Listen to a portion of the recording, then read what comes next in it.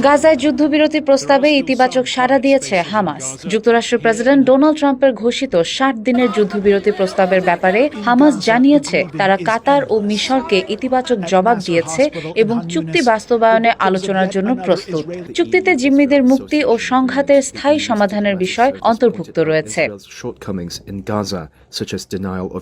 হামাসের এক বিবৃতিতে বলা হয়েছে, ফিলিস্তিনি জনগণের উপর আগ্রাসন বন্ধে মধ্যস্থতাকারীদের প্রস্তাব নিয়ে তারা নিজেদের মধ্যে এবং অন্যান্য দলগুলোর সঙ্গে আলোচনা করেছে। যুদ্ধবিরতির কাঠামোর ভিত্তিতে দ্রুত আলোচনা শুরু করতে তারা সম্পূর্ণ প্রস্তুত।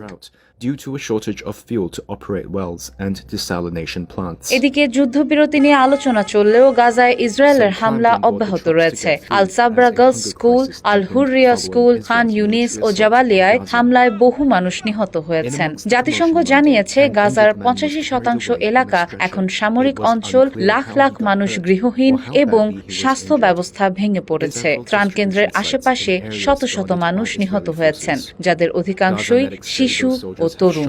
Killed dozens of Palestinians trying to get food from aid trucks and its forces opened fire